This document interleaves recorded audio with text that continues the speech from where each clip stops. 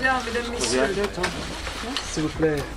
Photo. Nous vous avons invité ce jour pour livrer à la presse notre analyse du scrutin des élections européennes et évoquer avec vous les conclusions politiques qu'il convient d'en tirer. Avec 25% des voix et une abstention en recul pour la première fois depuis 20 ans aux élections européennes, le Front National arrive en tête pour la première fois de son histoire à une élection nationale. Si l'on replace cette performance dans l'historique des européennes, c'est plus de 2 fois le précédent record que nous avions établi en 1989 avec 11,5% et 4 fois notre score de 2009. Par rapport à cette dernière élection, nous avons même multiplié le nombre de nos élus par 8. Nous arrivons ainsi en tête dans 71 départements français et dans 24 401 communes sur 36 000, c'est-à-dire dans 2 communes sur 3, couvrant l'intégralité du territoire, y compris des départements du centre de la France et de la côte atlantique jusqu'à la Bretagne. Nous sommes en tête, par exemple, dans le Morbihan, ce qui est absolument remarquable. Nous avons également regardé avec un intérêt tout particulier nos résultats dans les villes récemment conquises et constaté que nous progressons en moyenne de plus de 5 points par rapport au premier tour des municipales. De même, et c'est sans doute le point le plus pertinent, nos résultats dans ces villes est très largement supérieur à leur moyenne départementale, signe d'une adhésion post-électorale renforcée à la suite des municipales et qui traduit clairement une satisfaction des habitants à l'endroit de leur maire. Nous n'observons ce phénomène que dans les seules villes Front National. Pour vous donner quelques exemples, à Beaucaire, nous obtenons ainsi 49,5% des voix, alors que la moyenne du Gard est de 32,8%, soit 16 points de plus. À Mantes-la-Ville, nous obtenons 30,9% contre 17,7% en moyenne dans les Yvelines, soit 13 points de plus. À Hayange, en Moselle, même chose, 6 points de plus, etc. Il n'y a qu'une ville où le résultat est très exactement égal à la moyenne départementale, c'est Villers-Cotterêts, 40%, soit tout de même 8 points de plus par rapport au premier tour des municipales. Mais nous parlons là de l'Aisne, qui est un département qui a mis les listes bleu marine en tête précisément à 40%. Ces résultats marquent donc pour nous une consolidation très nette de la dynamique entamée en 2010 avec les régionales, poursuivie avec les cantonales de 2011, la présidentielle et les législatives de 2012, les élections partielles de 2013 et enfin les municipales de 2014. Il ne s'agit pas d'une poussée, mais bien d'une consolidation de plus en plus homogène sur l'ensemble du territoire. Il n'existe plus pour nous de terre de mission. Quel que soit le type de scrutin, local ou national, le Front National progresse. Il est devenu un parti de gouvernement aux yeux des Français, capable de prendre des responsabilités absolument partout. Le FN souffre cependant toujours de l'abstention. On voit bien que les catégories les plus enclines à voter Front National sont aussi les plus abstentionnistes, à savoir les jeunes et les catégories populaires. Mais nous nous honorons de ramener ces abstentionnistes aux urnes. Il s'agit d'un phénomène que nous avions déjà observé lors des municipales et qui se confirme aux européennes avec ce léger sursaut civique des Français. Nous avons donc réussi à obtenir l'inversion de la courbe de l'abstention. C'est déjà ça. Cette progression est à mettre sur le compte de l'attractivité de notre mouvement, c'est donc évidemment un vote d'adhésion.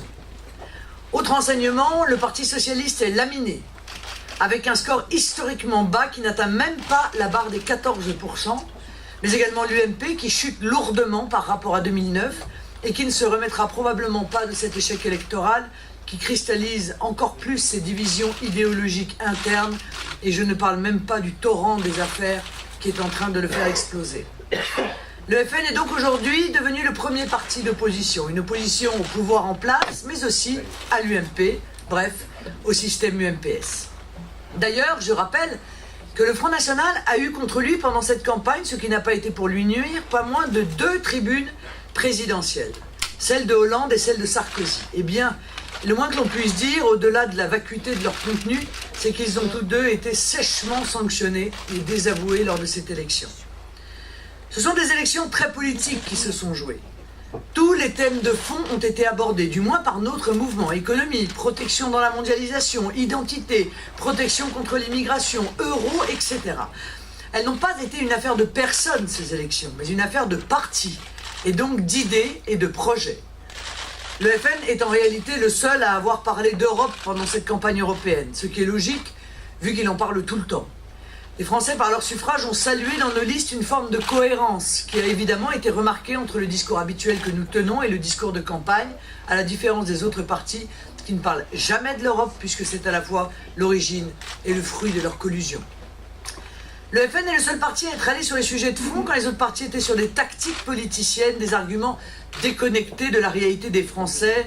Par exemple, l'UMP soutenant Juncker, le PS soutenant Schulz.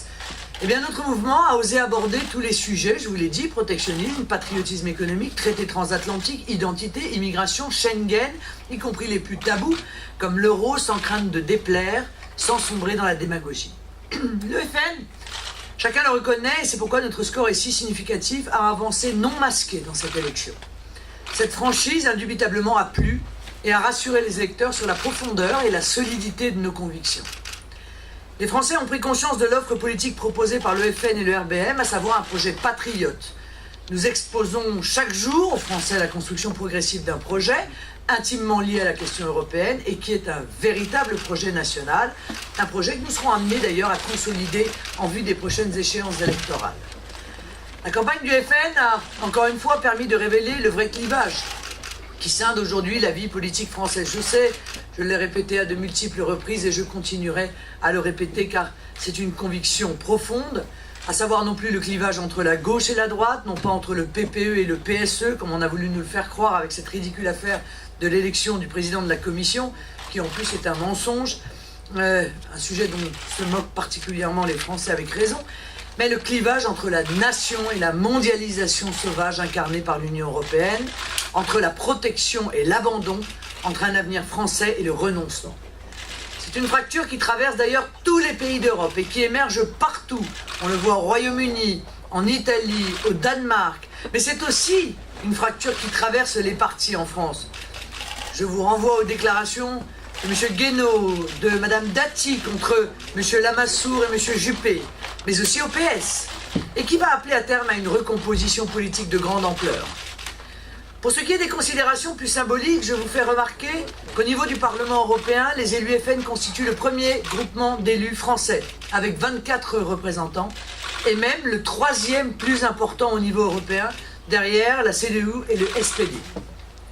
Nous notons que la montée du Front National se fait dans un mouvement de montée de l'ensemble des partis patriotes en Europe, mais il est vrai de manière plus forte et plus spectaculaire.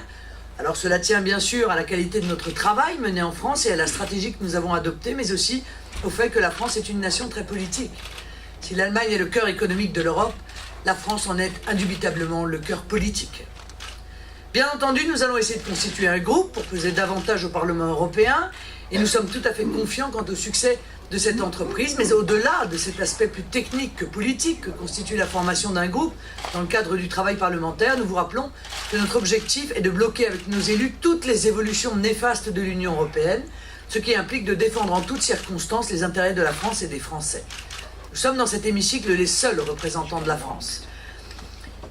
Cela implique de faire connaître aux Français les scandales aussi, qui se jouent au niveau européen et d'assumer notre rôle de vigie pour interpeller l'opinion.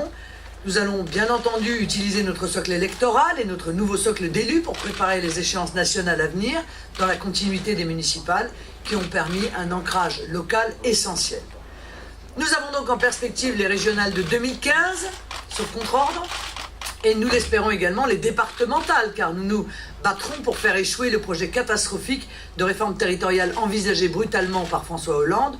Je vous renvoie à ce sujet au document que nous avons transmis au président de la République et à la presse lorsque nous avons été reçus par lui il y a quelques jours. Mais nous gardons aussi bien entendu en ligne de mire les grandes échéances nationales de 2017, ou peut-être plus tôt, si le président de la République ouvre enfin les yeux sur la nouvelle réalité politique de la France. Nous allons donc nous employer en interne à réorganiser le Front National, à redéfinir ses missions pour que la structure du parti corresponde à la nouvelle dimension acquise au cours de ces élections successives. Et nous le ferons bien sûr dans le cadre de notre congrès qui se déroulera les 29 et 30 novembre prochains.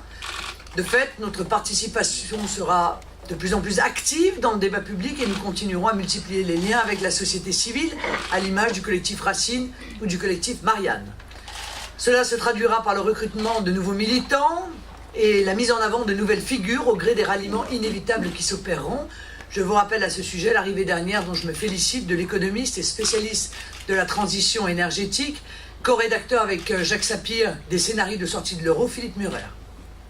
Dans l'immédiat, nous demandons la dissolution de l'Assemblée nationale, évidemment, comme un acte de réalité politique. Il faut revenir au peuple, car la légitimité du pouvoir en place est maintenant clairement insuffisante pour mener les politiques très lourdes et très négatives dans leurs effets qu'il entend mener. J'évoquais à l'instant la réforme territoriale. Eh bien, les Français n'ont jamais donné mandat à François Hollande pour supprimer les départements. Jamais. Il s'agit pourtant d'une réforme majeure par ses implications. Nous réclamerons, bien entendu, à cette occasion, l'instauration de la proportionnelle aux élections législatives. Monsieur Raffarin a indiqué hier que la proportionnelle devait être intégrée dans le débat, qu'il fallait ouvrir ce débat, qu'il n'était pas possible qu'un mouvement qui représentait 25% des Français ne soit pas représenté ou représenté par 2 députés sur 577 à l'Assemblée nationale. Nous demandons également un moratoire immédiat sur la construction européenne. Plus aucune avancée vers le fédéralisme européen ne doit s'opérer. Nous serons toujours là pour dénoncer toute évolution en ce sens et essayer de l'empêcher. C'est notre rôle d'alerte conformément à la mission que viennent de nous confier les Français, de ne rien laisser passer. Nous allons donc accomplir ce travail d'opposition et mettre une pression très forte sur François Hollande et sur l'UMP, débarrassé, semble-t-il, depuis quelques minutes de son président Jean-François Copé. Nous combattrons les folies en préparation, telles que le droit de vote des étrangers. Enfin, tout à fait immédiatement, nous transmettons officiellement 3 demandes très précises à François Hollande. 3 mesures à prendre d'urgence en tant que chef de l'État. Si François Hollande entend le message des urnes, il doit répondre favorablement à notre requête. Premièrement, l'arrêt officiel des négociations avec la Turquie en vue de son adhésion à l'Union européenne. Deuxièmement, la nationalisation partielle d'Alstom pour qu'une solution française soit privilégiée. Troisièmement, le veto définitif de la France aux négociations en cours sur le grand marché transatlantique, cet accord de libre-échange total entre les États-Unis et l'Union européenne. Je vous remercie, mesdames et messieurs, et je reste à votre disposition pour répondre à vos questions sur le résultat de ces élections européennes ou sur l'actualité qui défraye, semble-t-il, et ébranle l'UMP notamment. Qu'est-ce que vous pensez donc de la démission de Jean-François Copé dans quelques jours? Écoutez, je pense qu'il était difficile de faire autrement pour lui. Il va donc y avoir, a priori, des nouvelles élections au sein de l'UMP, sauf à ce qu'il se partage le pouvoir. Ce qui sera intéressant, c'est de voir qui a pris une responsabilité dans les faits très graves qui ont été dénoncés, qui ont fait l'objet d'aveux. Si j'en crois la presse, on parle de 25 millions d'euros qui auraient été dépensés au bénéfice de la campagne présidentielle, en plus du compte de campagne déposé par Nicolas Sarkozy. Ça ferait approcher les dépenses de campagne du candidat Sarkozy de 50 millions d'euros, c'est-à-dire largement plus du double de ce qui est autorisé par la législation française. Comme je l'ai dit ce matin, ceci incontestablement remet en cause la légitimité et bien entendu la régularité et donc la légitimité du premier tour de l'élection présidentielle. C'est une situation très grave, évidemment, que nous sommes en train de vivre. C'est une situation très grave pour la démocratie en France. Et je ne vois pas comment le candidat Sarkozy peut échapper à sa responsabilité morale et donc à la disqualification qui en sera la conséquence. Vous allez devoir créer un groupe parlementaire européen. Qui sont vos alliés? Oui, alors je me permets d'ailleurs de profiter pour indiquer que ce matin, un stagiaire, décidément, n'est pas aidé, a effectué, de Reuters, a effectué une dépêche dans laquelle il me faisait dire exactement l'inverse de ce que j'ai déclaré. Donc une dépêche rectificative a été publiée par Reuters. J'irai demain à Bruxelles rencontrer un certain nombre de mouvements qui sont des alliés anciens avec lesquels nous avons des relations de confiance. C'est le cas du Vlaams Belang qui a un élu, c'est le cas du FPO autrichien, c'est le cas de la Ligue... Pardon ? Vlaams Belang est un petit peu francophobe quand même. Non, je ne crois pas que le Vlaams Belang soit francophobe, sinon il ne serait pas un allié. Mais vous lui poserez la question, nouveau président et élu d'ailleurs, que je connais bien, et dans lequel je n'ai jamais vu de francophobie dans ses propos ni dans ses attitudes. Donc voilà, nous allons travailler, nous allons voir, il y a beaucoup de réunions qui sont prévues et nous arriverons à constituer ce qui représente évidemment un aspect technique de notre mandat. Car l'existence d'un groupe est importante pour avoir de l'influence. Vous savez que l'existence d'un groupe ouvre la possibilité d'agir de manière beaucoup plus efficace que lorsque l'on est non inscrit. Mais nous arrivons avec, nous apportons au moins dans le panier de la mariée quasiment le nombre intégral de députés qu'il est nécessaire de réunir, puisque la limite pour faire un groupe c'est 25 et comme vous le savez, nous avons 24 élus. Mais vous êtes catégorique, Marine Le Pen, il n'y aura pas du tout d'alliance envisageable avec le Jobbik ou au Doré. Mais j'ai déjà répondu à cette question 1000 fois. Voilà, 1000 fois. Comment vous expliquez l'hostilité du UKIP et de Nigel Farage à l'égard du Front National? Je crois que c'est une raison de stratégie. Nigel Farage est président d'un groupe. Il essaye d'en constituer un autre, ce qui n'est pas simple car il a eu des défections, notamment la Ligue du Nord, qui rejoint précisément notre mouvement. Il a enregistré, je crois, la défection des Danois. Et par conséquent, il essaye de combattre pour rester président de son propre groupe. Donc ce sont des considérations stratégiques qui ont justifié les propos qu'il a tenus. Je ne trouve pas ça très correct, je l'ai dit pendant la campagne, car somme toute, il utilise contre le Front National les arguments qui sont utilisés par le système contre lui. Hein, j'ai rappelé à plusieurs reprises que M. Cabron avait déclaré que le UKIP était un ramassis d'ivrognes et de racistes. Bon, je pense que ça n'est pas comme ça qu'on fait avancer le débat européen et l'intérêt des nations et des peuples. Je remarque quand même que quelques heures après l'élection, après la clôture des bureaux de vote en Grande-Bretagne, Nigel Farage a eu des propos moins violents en indiquant que même si nous étions dans des groupes séparés, nous aurions probablement l'occasion de faire front commun contre un certain nombre de décisions de l'Union européenne. Bon, je me réjouis de cette amodiation. Vous allez rencontrer qui exactement demain? Vous allez parler du FPO, du Vlaams Belang, de la Ligue du Nord. Il y aura d'autres réunions? Oui, nous aurons d'autres contacts et je vous en tiendrai informé lorsque ces contacts auront abouti. Si on revient un instant sur ce qui se passe à l'UMP, vous mettez en cause la légitimité du premier tour de l'élection présidentielle. Vous aviez fini en 3e position. Est-ce que vous laissez éventuellement la possibilité de déposer un recours, d'aller un peu plus loin que ce que vous venez de dire? Non, je ne le ferai pas. Je ne le ferai pas, mais je veux que tous les Français prennent conscience que Nicolas Sarkozy a triché. Il a triché car les règles doivent être les mêmes pour tous. Et le montant des dépenses qui peuvent être engagées dans une campagne électorale a évidemment une conséquence possible sur le résultat du scrutin.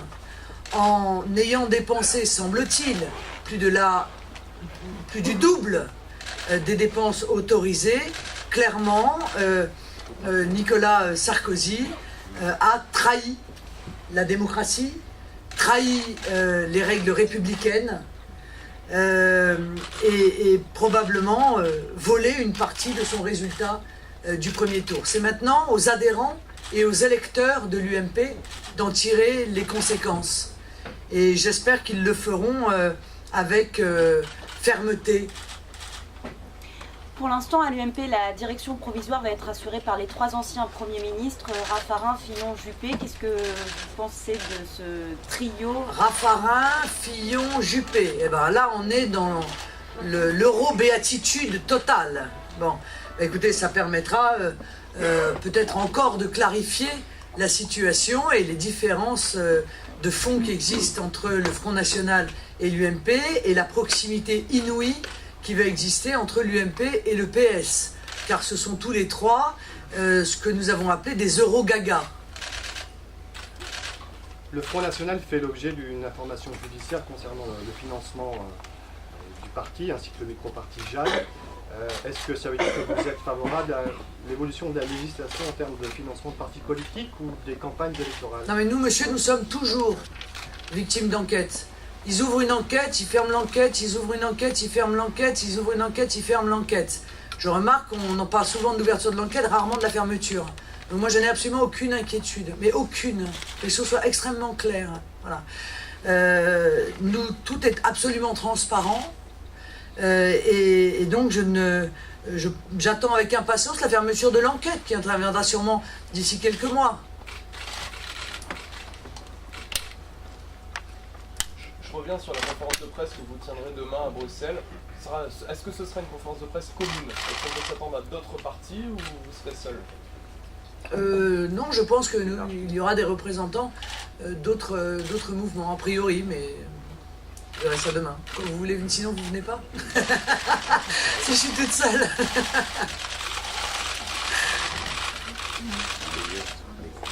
Les eurosceptiques et europhobes qualifient l'Union européenne de monstre européen. Oui, ils ont raison. Comment comptez-vous faire pour le terrasser, ce monstre? Eh ben, précisément en votant contre toute nouvelle avancée de l'Union européenne, contre tout nouvel élargissement de l'Union européenne.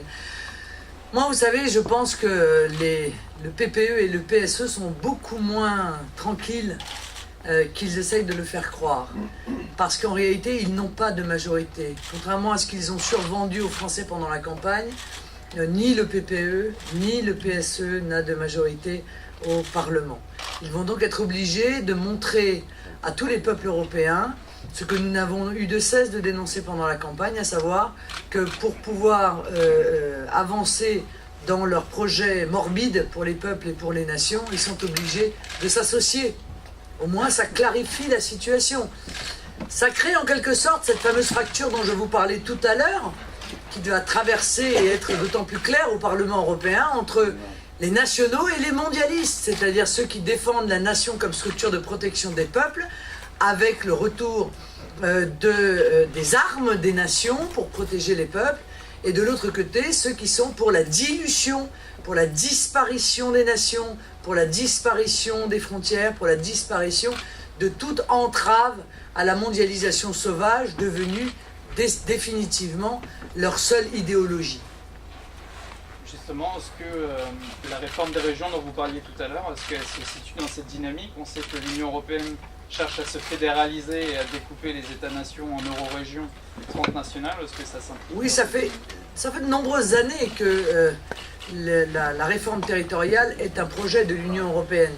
Ça fait de nombreuses années que, comme je l'ai rappelé au président de la République, cette Union européenne, et notamment la Commission, a exigé de la France cette fameuse réforme territoriale, faisant fi de notre histoire, faisant fi de la moindre efficacité, faisant fi aussi de l'opinion des Français.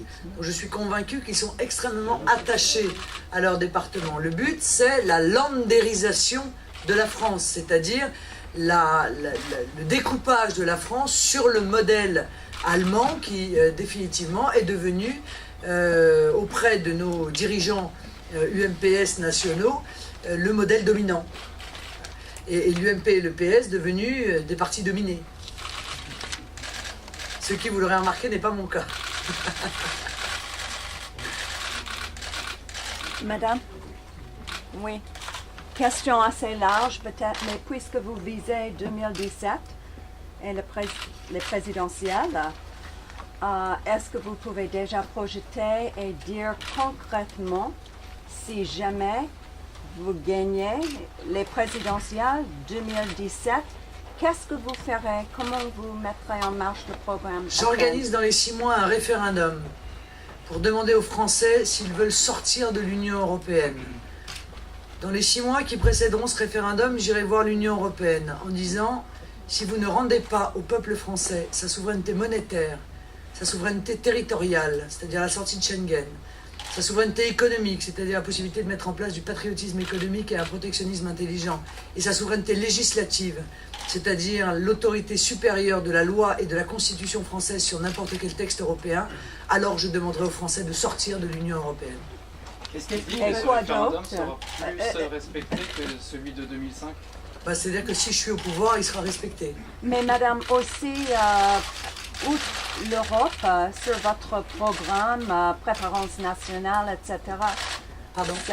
Sur le programme AFEN, préférence Oui. nationale, par exemple. Oui, par exemple, un oui, grand comme les Suisses problème. viennent de le décider.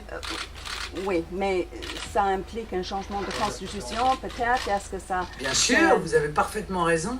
Ça implique une modification constitutionnelle. Or, je rappelle ici, une bonne fois pour toutes, qu'à la différence, là encore, de l'UMP, du PS, du MoDem, de l'UDI, des Verts, du Front de Gauche, etc., je n'envisage aucune modification constitutionnelle sans référendum. Il ne peut pas y avoir de modification constitutionnelle par la réunion du Congrès. Est-ce que C'est vous- contraire à l'esprit. Quand vous allez modifier la Constitution, est-ce que vous allez rétablir le crime de haute trahison qui avait été retiré justement par Sarkozy? Oui, précisément, comme quoi cet homme est un visionnaire en quelque sorte. En tout cas, il est prudent.